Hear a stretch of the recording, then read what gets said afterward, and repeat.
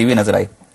चलिए, इसी बीच dB corp के नतीजे और मैनेजमेंट इसी बीच हमारे साथ जुड़ चुकी है। Pawan Agarwal ji, deputy managing director DB corp के हमारे साथ मौजूद हैं। पवन जी नमस्कार, स्वागत है आपका। सबसे पहले तो नतीजों पर ही चर्चा करना चाहूंगा। 9% के आसपास रेवेन्यू में ग्रोथ। नमस्कार जी, क्या की हाइलाइट्स थी नतीजों की, पहले ये बताएं आप।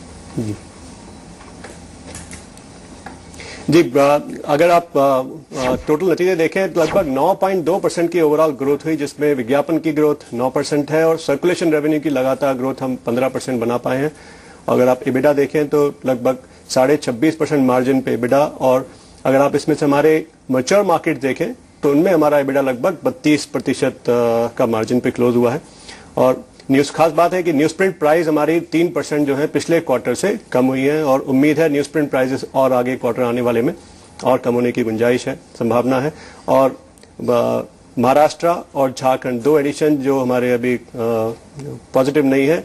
महाराष्ट्र के कुछ एडिशन हमारे अब नेक्स्ट क्वार्टर 4 में पॉजिटिव होने की उम्मीद है, और झारखंड भी लगभग पूरा क्वार्टर 4 में पॉजिटिव हो जाएगा। तो ये दोनों मार्केट जो है अगले साल से प्रॉफिटेबिलिटी में कॉन्ट्रीब्यूट करने लग जाएंगे।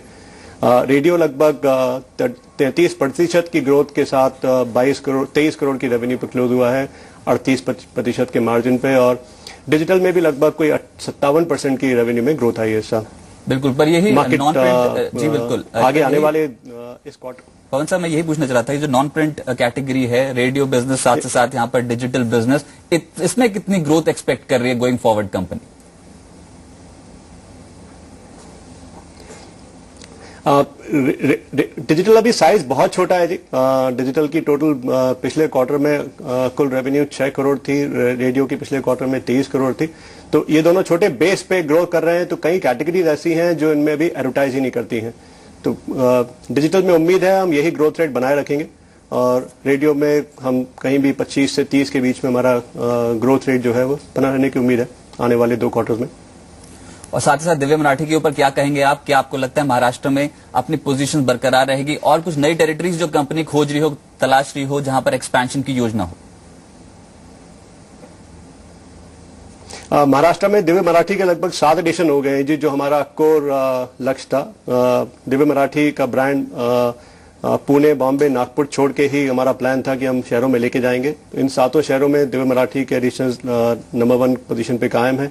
और जैसा मैंने बताया आपको, जो 2010 में एडिशन लॉन्च हुए थे दिव्य मराठी के, वो लगभग सारे एडिशन जो हैं वो हमारे क्वार्टर 4 में EBITDA ब्रेक इवन पे आ जाएंगे, जो हमारा लक्ष्य था 3.5 साल का। तो लगभग वो टारगेट पे हैं और बहुत अच्छी परफॉर्मेंस दे रहे हैं। तो महाराष्ट्र में भी very positive about the growth. जी पवन जी, और खासतौर पे प्रिंट बिजनेस से कितना EBITDA मार्जिन आप देखते हैं, और उसकी सिचुएशन गोइंग फॉरवर्ड आपको कैसे लगती है?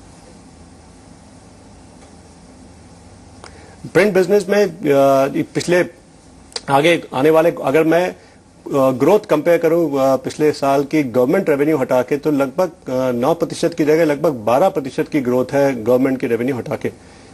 आने वाले 2 क्वार्टर्स में रियल एस्टेट, FMCG, ऑटोमोबाइल और गवर्नमेंट, ये चारों कैटेगरीज में, और लाइफस्टाइल में, इन चारों कैटेगरीज में ग्रोथ की अच्छी गुंजाइश है।